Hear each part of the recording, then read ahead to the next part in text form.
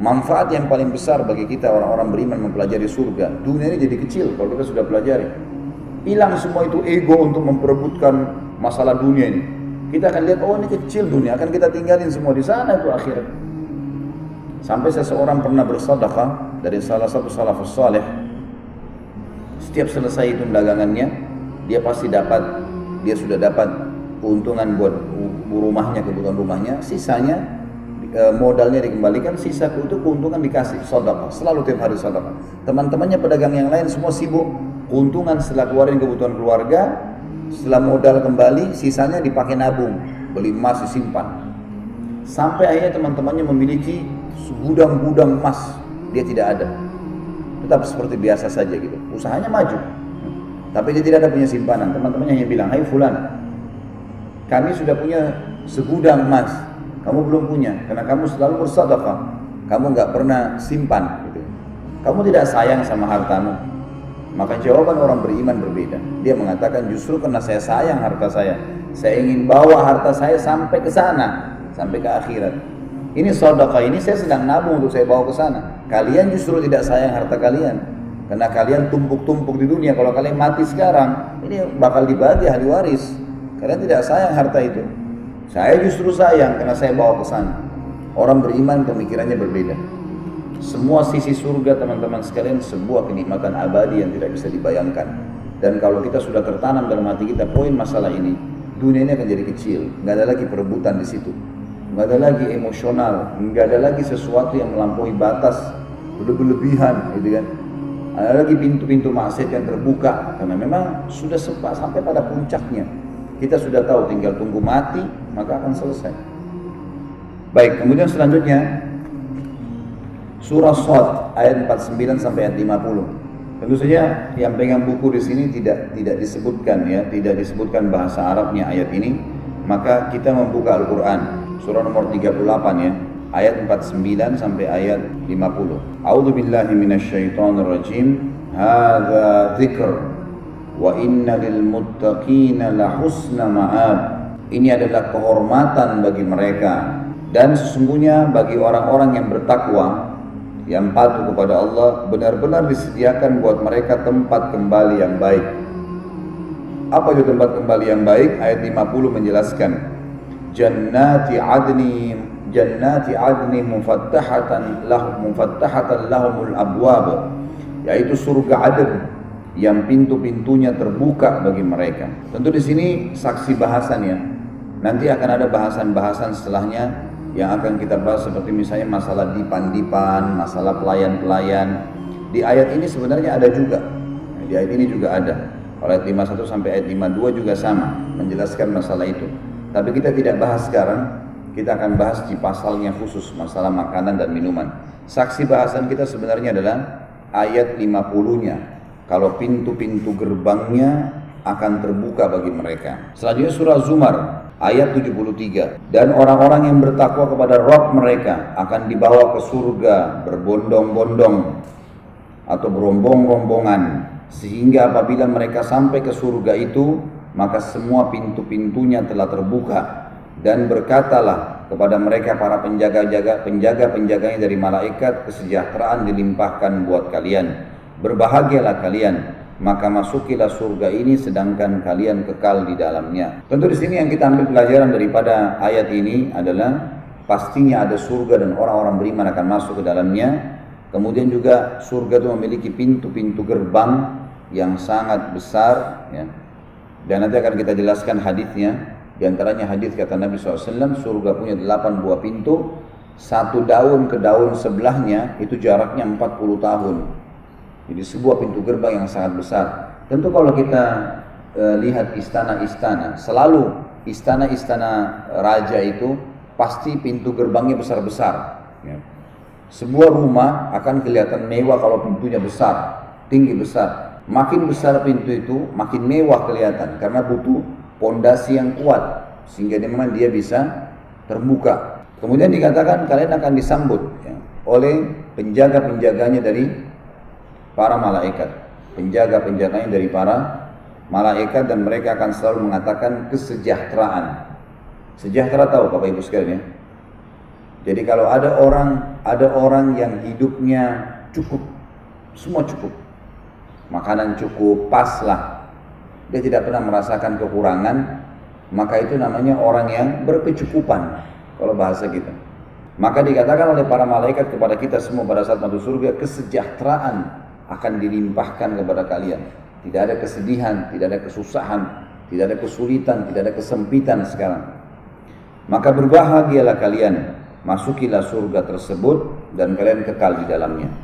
Siapapun yang masuk surga, teman-teman, sudah masuk surga tidak akan pernah keluar selamanya, abadi. Sekali masuk tidak akan pernah keluar. Itu semua adalah 3 buah ayat Al-Quran yang menjelaskan tentang adanya pintu gerbang surga. Kita dengarkan bagaimana sabda Nabi SAW berhubungan dengan masalah pintu gerbang surga ini. Hadis yang pertama adalah hadis riwayat Imam Bukhari dan Imam Muslim. Barang siapa yang bersaksi bahwasanya tidak ada Tuhan atau ilah yang berhak diibadahi kecuali Allah semata, yang tidak ada sekutu baginya, dan bahwasanya Muhammad adalah utusannya, Isa adalah hamba dan rasulnya, Rasul Allah, serta kalimatnya Allah yang dia sampaikan kepada Maryam dan ruh darinya. Maksudnya pada saat Maryam alaihissalam disampaikan oleh Jibril akan hamil dan ruh ditiupkan ke rahimnya. Dia yakin dengan itu, surga itu benar ada, neraka itu benar ada, maka dia akan dimasukkan ke dalam surga sesuai dengan amal yang pernah dia lakukan, maksudnya derajat di surga. Dalam riwayat yang lain, dari pintu-pintu surga yang berjumlah 8, dari mana saja yang dia sukai. Berarti menandakan surga memiliki pintu gerbang, dan ada 8 buah pintu gerbang, dan pintu gerbang ini di dalamnya ada sekian miliar, bukan lagi kalau saya bahasakan juta ya, miliar, sekian miliar tingkat, sekian miliar istana. Karena semua manusia masuk, jin masuk, mereka punya tempat-tempat semuanya, diberikan fasilitas.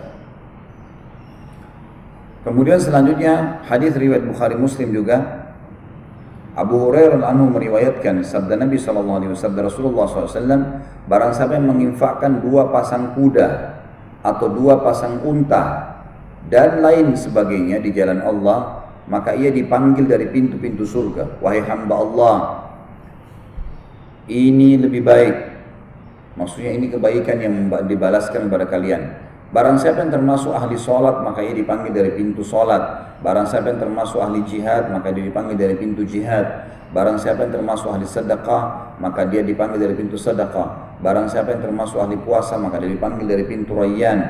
Abu Bakar berkata, ayah dan ibuku sebagai tebusannya, wahai Rasulullah, apakah setiap orang semestinya akan diseru dari pintu-pintu tersebut? Apakah ada orang yang dipanggil dari pintu-pintu itu semuanya? Kenapa kok harus pintu sholat panggil? Maksudnya dia masuk dapat istanahnya, pintu sholat, puasa panggil. Apakah ada orang dari semua pintu itu? Ya. Apakah tidak mungkin seseorang akan dipanggil dari pintu-pintu seluruhnya? Beliau menjawab, benar, dan aku berharap engkau termasuk di antara mereka. Maksudnya akan ada orang dipanggil dari semua pintu-pintu ini. Dari hadis ini kita ambil pelajaran Bapak Ibu sekalian, dianjurkan atau motivasi untuk bersedekah di jalan Allah, terutama untuk jihad. Dan yang dibahas ini adalah transportasi ya, untuk jihad. Jadi kita dianjurkan membiayai, karena yang dibutuhkan adalah mujahidin menggunakan kuda, menggunakan unta gitu kan. Makna daripada hadis dan lain sebagainya, kata ulama adalah boleh dia kalau di zaman sekarang masuk di dalamnya tank misalnya, mobil, motor, transportasi yang dipakai berjihad.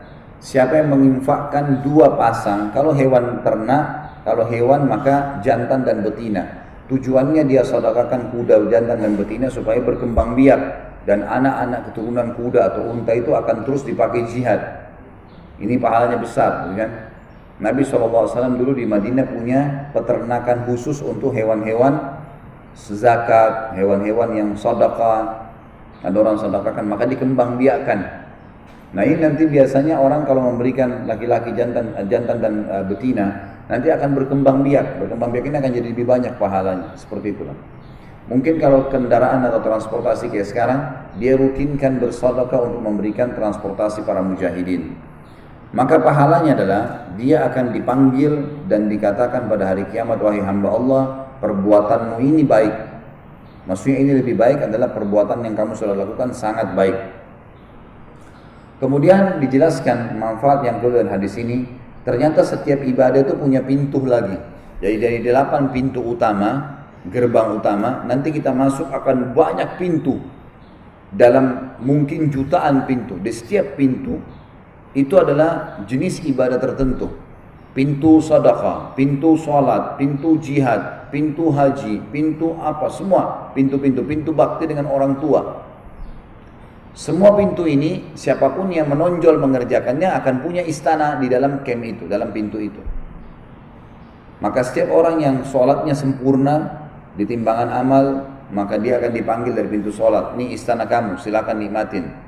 Nanti orang sedekah dari pintu sedekah. Lalu Abu Bakar bertanya pertanyaan yang cerdas, ya Rasulullah, itu kan orang dipanggil dari pintu masing-masing. Maksudnya bagaimana kalau ada orang kerjain semua ibadah itu? Masuk akal nggak dia dipanggil dari semua pintu itu? Ada masuk akal nggak dia punya istana di setiap pintu gerbang ibadah-ibadah itu? Maka kata Nabi SAW, benar, ada. Dan kamu termasuk salah satunya. Karena Abu Bakar radhiyallahu anhu termasuk, kata ulama, adalah salah satu figur muslim, terutama sahabat Nabi tentunya, yang selalu kalau mengerjakan satu jenis ibadah, dia tidak pindah ke ibadah yang lain kecuali sudah menyempurnakannya. Jadi Abu Bakar itu terkenal sekarang. Kalau sedekah maksimal, semua harta dikeluarin. Sholat semuanya dilampiaskan ke sholat, nggak ada kegiatan yang lain. Apa saja yang sedang dia kerjakan dia maksimalkan. Riwayat-riwayat sampai pada tingkat Abu Bakar membantu janda-janda maksimal, diurus sampai selesai. Ada orang subhanallah bersedekah setengah-setengah. Misal orang ini lagi butuh sesuatu, kemudian dia tahu dia mampu, cuma dia bilang untuk apa nih? Saya kasih sekian saja. Orang ini punya utang 1 juta, dia butuh sekali untuk diselesaikan misalnya. Tapi kita tahu dan kita mampu menyelesaikan. Cuman ya sudahlah, biar dia cari sama orang lain, biar dia usaha, biar dia apalah. Sekarang saya kasih 100.000 aja. Dapat pahala, tapi beda. Ini belum maksimal. Orang yang maksimal di satu jenis ibadah, maka dipastikan dia akan punya istana di jenis ibadah itu. Di jenis ibadah itu, maka dia bisa mengunjungi semua camp istananya di surga nanti, dan semuanya memiliki pintu-pintu gerbang. Kemudian hadis selanjutnya, hadis riwayat Imam Muslim. Khalid bin Umair menceritakan, Utbah bin Ghazwan berkhutbah kepada kami. Khalid bin Umair salah satu tabi'in. Utbah bin Ghazwan radhiyallahu anhu sahabat Nabi. Jadi kalau yang pegang buku dikasih tambahan informasi itu ya. Kalau Khalid bin Umair ini seorang tabi'in, terus di atasnya tabi'in. Dan Utbah bin Ghazwan seorang sahabat. Tabi'in ini mendengarkan khutbahnya seorang sahabat Nabi. Dikatakan, Khalid bin Umair rahimahullah menceritakan tentang Utbah bin Ghazwan radhiyallahu anhu berkhutbah pada kami. Setelah memuji Allah dan menyanjungnya, ia mengatakan, amma ba'd itu tentu saya akan sampaikan setelah ini. Sungguh dunia telah mengumumkan kekerasannya dan berpaling. Artinya dunia ini akan kalian temukan banyak masalah. Semuanya diisi dengan kekerasan, ketidaknyamanan. Dan dia berpaling, dia meninggalkan kita. Tak tersisa kecuali sedikit sekali. Seperti sisa air dalam bejana yang diambil pemiliknya. Tinggal itu saja umurnya dunia sekarang. Kalaupun ada orang mau nikmatin percuma, udah habis umurnya dunia itu. Sungguh kalian akan berpindah darinya ke negeri yang tidak bakal pernah sirna. Karena itu berpindahlah dengan membawa sebaik-baik apa yang diberikan pada kalian. Sedekah maksimal, sholat maksimal. Jangan salam dari sholat kecuali sudah kejar pahala maksimalnya. Beliau Rasulullah SAW, kata Utbah bin Ghazwan radhiyallahu anhu, menyebutkan pada kami bahwa jarak di antara kedua daun pintu surga sejauh perjalanan 40 tahun. Sungguh akan datang padanya suatu hari yang sangat berdesak-desakan. Sungguh kamu telah melihatku sebagai orang ketujuh dari 7 orang bersama Rasulullah SAW. Kami tidak punya makanan selain daun pohon, sehingga mulut kami luka bernanah. Hadis ini dibagi menjadi 3 bagian oleh para ulama. Yang pertama adalah informasi dari seorang sahabat kepada tentang Nabi SAW bahwasanya dunia ini sebentar. Jangan dikejar.